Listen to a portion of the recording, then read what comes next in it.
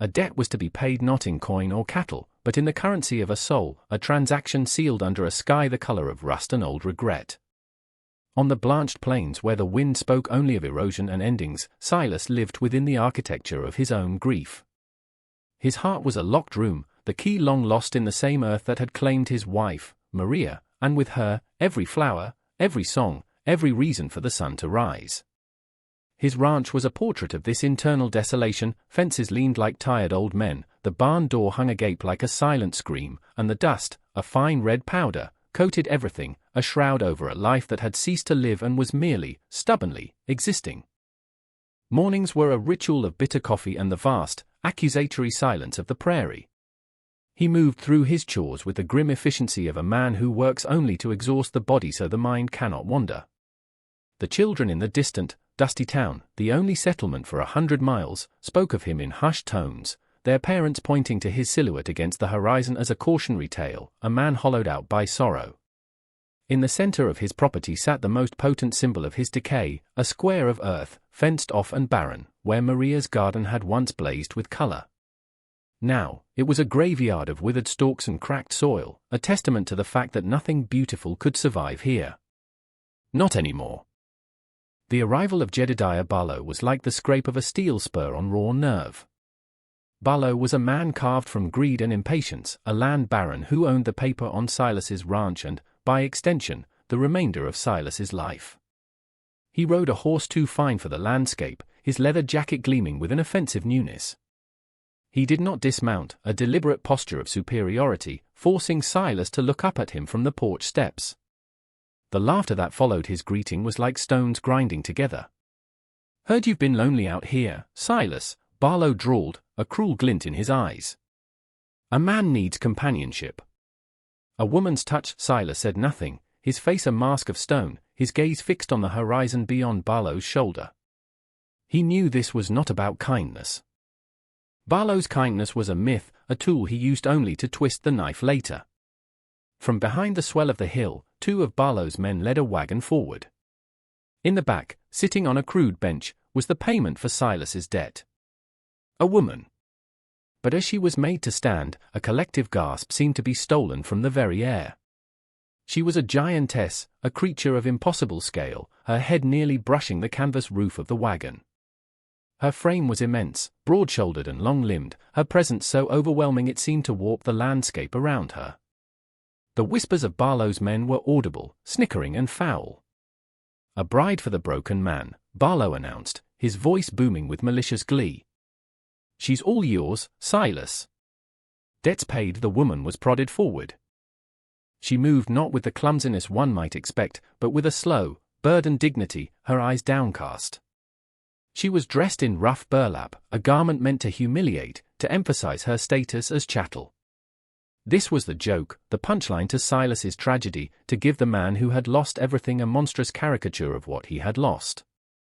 Silas felt a tremor of rage, a deep, primal fury that was almost unfamiliar. But it was quickly suffocated by the cold weight of his powerlessness. He was trapped. Barlow and his men rode away, their laughter echoing back, a final act of desecration on the quiet air. Silas was left standing there, a silent man facing a silent giant, under an unforgiving sun. The house, small and weathered even for a man of normal stature, seemed to shrink in her presence. Silas, standing in the doorway, felt an absurd impulse to apologize for its meagerness. He gestured numbly toward the spare room at the back, a space that had been empty for years, accumulating only dust and memories too painful to disturb. She had to duck her head significantly to pass through the threshold. The door closed behind her with a soft click, and the silence that descended was heavier than before, charged with the presence of this enormous, unknown other. That first night, sleep was a stranger to him. He sat in his worn armchair, the cold hearth before him, and listened. He expected heavy footfalls, the sounds of a large body struggling in a small space. Instead, there was a profound quiet, a stillness so complete it was unnerving. He was an observer in his own home, a jailer to a prisoner he hadn't asked for. Peering through a crack in his own bedroom door, he could see a sliver of her room, lit by the stark moonlight pouring through the single window. She was not sleeping. She was sitting on the edge of the small cot, which looked like a child's bed beneath her, her back ramrod straight. Her posture was not one of defiance, but of immense, contained sorrow. Her large hands rested on her knees, perfectly still. In that moment, framed by the moonlight, her scale seemed less monstrous and more tragic, as if she were a monument to some forgotten grief. The next morning, from the grimy kitchen window, he watched as the town children, drawn by the gossip that had surely spread like wildfire, crept toward the edge of his property. They hid behind the gnarled mesquite trees, their small faces a mixture of terror and uncontainable curiosity, pointing and whispering at the house that now held a giant. She was a myth made real, a sideshow spectacle dropped into their mundane world. Silas felt a flicker of something akin to pity, a shared sense of being an object of scrutiny and speculation. The days that followed were a silent ballet of avoidance and observation. They moved around each other in the confined space of the house like two celestial bodies held in a reluctant orbit, their gravity felt but their surfaces never touching. Words were an abandoned currency. His communication was limited to leaving a plate of bland, nourishing food on the kitchen table before he left for his chores, and finding the plate washed and returned to the shelf when he came back. There were no thanks, no acknowledgements. It was a transaction, as sterile and necessary as watering livestock. He began to notice things. Her hands, which he had expected to be clumsy and powerful, were surprisingly deft. He watched, unseen, as she took one of his torn work shirts from the mending pile. He'd intended to throw it out. With a needle and thread she must have carried with her, she began to stitch the ragged tear. Her fingers, though large, moved with a surgeon's precision. The resulting seam was a marvel of fine, even stitches, stronger and neater than the original. It was an act of restoration, a small, quiet defiance of the decay that surrounded them. One afternoon, he saw her standing before the dead garden. She stood there for a long time, her immense form casting a long shadow over the barren earth. He felt a sharp, protective pang, a surge of the old, familiar pain. That ground was sacred. It was a memorial. He wanted to storm out, to yell, to tell her to look away, that she had no right to even cast her shadow there. But the stillness in her posture held him back. She was not looking with pity or morbid curiosity. It was a look he couldn't decipher, something deep and contemplative, as if she were listening to the soil's memory. That evening, he left a slightly larger portion of stew on the table, with a piece of cornbread beside it. It was a gesture so small as to be almost meaningless, yet in the profound silence of their world, it felt like a shout. She started on the garden the next morning. There was no request for permission, no discussion.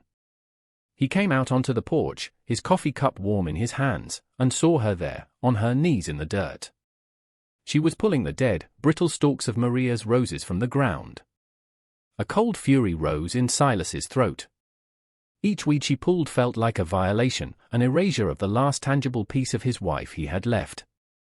His knuckles were white where he gripped the porch railing. He opened his mouth to shout, to command her to stop, to get away from that hallowed ground. The word died on his lips. He watched her work. She was not ripping the dead things from the earth with violence.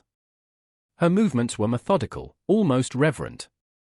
She cleared the choking weeds with a patient, steady hand, piling them neatly to one side.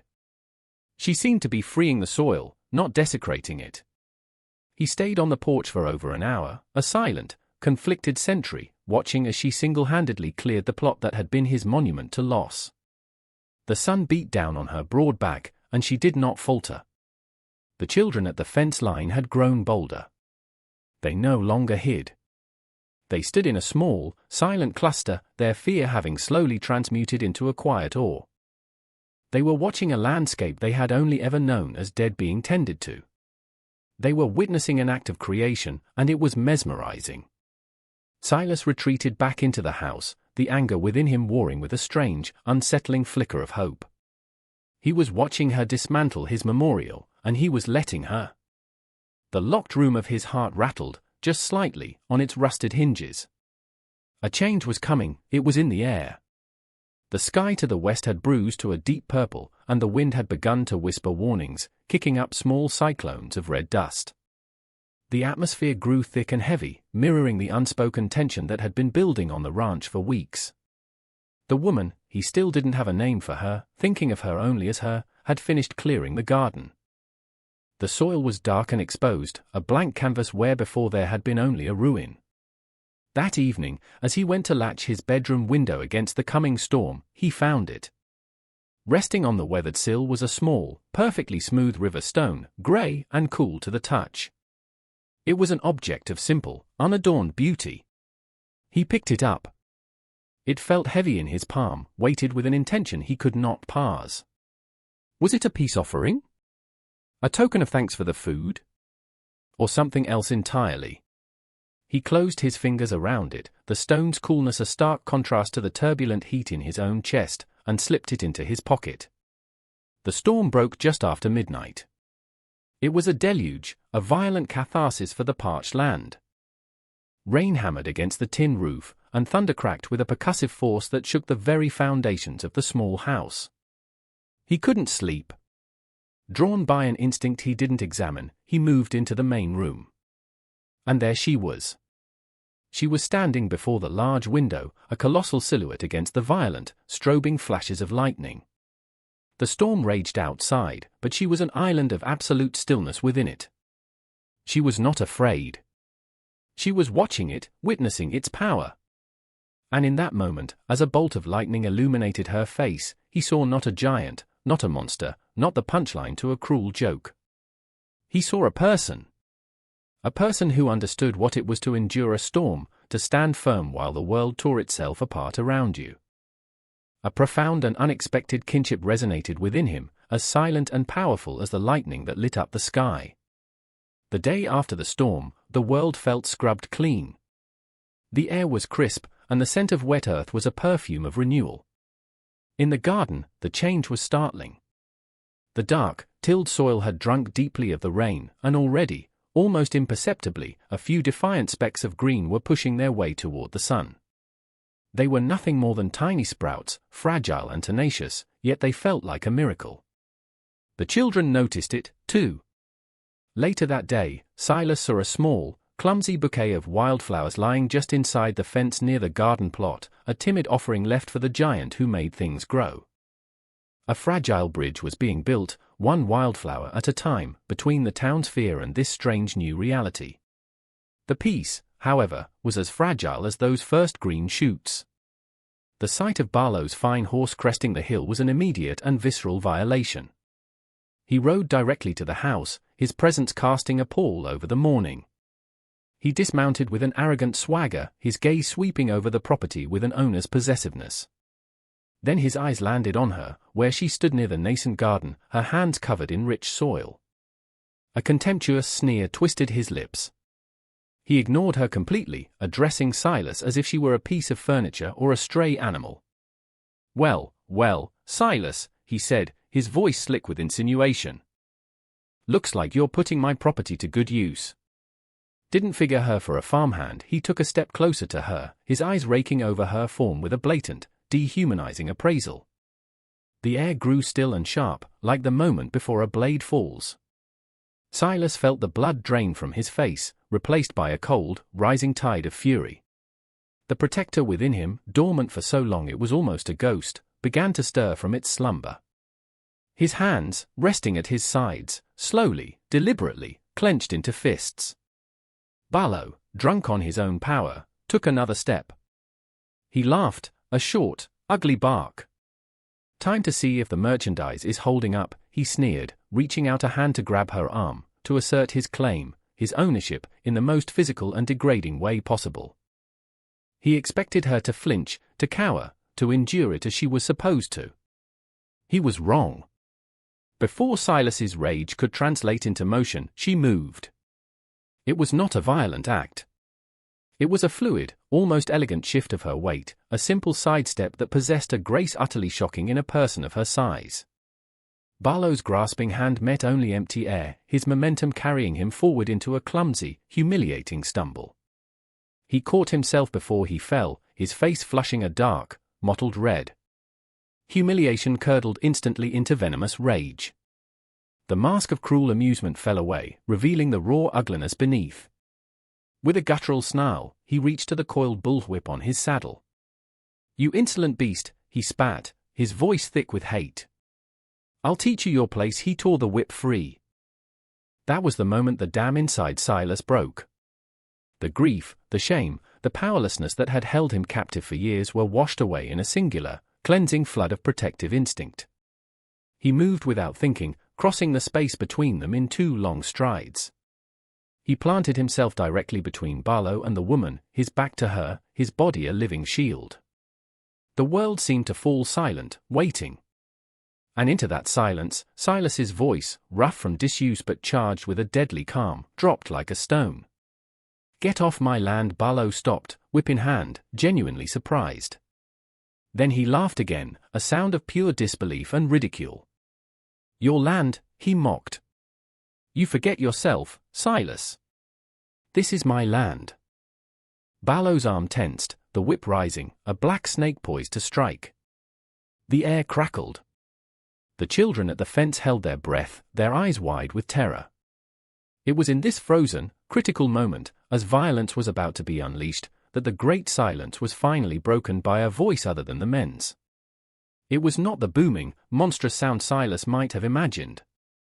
It was a voice as deep and clear as a cello, resonant with a quiet power that cut through the tension like a blade. "His name is Silas," she said. Her first words. She did not shout. She spoke them calmly, directly at Barlow, an act of profound defiance. Then, her gaze shifted for a fraction of a second to meet Silas's, and she added, "And my name is Ilara." The declaration of their names, spoken aloud in that charged space, was more powerful than any blow. It was an assertion of self, a claiming of identity for them both. It transformed them from a broken man and a nameless giant into Silas and Ilara. The shock of it struck Barlow with a palpable force. He faltered, the whip held aloft, his entire posture thrown off balance by this sudden, irrefutable evidence of her humanity. He looked from her dignified face to the expression in Silas's eyes. He no longer saw the beaten-down debtor he had come to torment. He saw a man fully awakened, a protector whose gaze promised not a fight he might win, but a war he could not possibly survive. The fury in Silas's eyes was absolute. Barlow, for all his cruelty, was a pragmatist. He saw the shift. The joke was over. He lowered the whip, his face a mask of thwarted rage. With a final, contemptuous spit onto the ground near Silas's feet, he turned, mounted his horse, and rode away, defeated not by strength, but by a dignity he could never comprehend. In the ringing silence that followed Barlow's departure, the dust began to settle, both literally and figuratively. The world seemed to rush back in, the buzz of a fly, the distant call of a hawk, the soft sigh of the wind through the newly planted garden. Silas slowly turned, his body still thrumming with an adrenaline he hadn't felt in years. He looked at Ilara, but this time, he truly saw her. The caricature was gone. The giant, the cruel joke, the payment for a debt, all of it had dissolved in the calm resonance of her voice. He saw not her size, but her stature. He saw the quiet strength that had endured unspeakable hardship, the grace that had mended his shirt, the hope that had tilled his dead soil. He saw the resilient survivor who had just, with 2 simple sentences, given him back his own name. He looked from her face to the small patch of green shoots pushing through the dark, damp earth, a fragile promise of life. Then his gaze returned to hers. There were no words. None were needed. He simply gave a slow, deliberate nod. It was a gesture that carried the weight of an apology, of gratitude, of respect. It was the beginning of a new language between them. The narrative of their lives slowed, finding a new, gentle rhythm. They worked. Sometimes side by side in the garden, which grew and flourished under their combined care. Sometimes in their own spheres, he mending fences that were no longer tired, she turning the small house into a place of quiet order. Their communication remained one of actions, a tool left where it was needed, a bucket of fresh water drawn and waiting, a shared meal on the porch, watching the sun set in a blaze of defiant color. Their shared silence was no longer heavy with grief and uncertainty, but comfortable, full of unspoken understanding. they were two solitary souls who, in shielding each other, had found a way to heal themselves. If this story moved you, remember that true stature is not measured by the space a body occupies in the world, but by the dignity with which a soul inhabits its life. Worth is not a thing that can be given or taken by the cruel jests of others, it is an intrinsic truth, waiting to be recognized. True connection is rarely found in loud declarations or grand promises. It is forged in the quiet spaces, in the silent acts of seeing another's pain and offering shelter, in the shared labor of tending to a barren patch of ground, believing that something beautiful can still grow. It is in the courage to speak a name, and the grace to hear it. Look for the silent helpers, the quiet protectors, the resilient survivors. Be one. For in the simple, profound act of recognizing another's humanity, we may just find our own.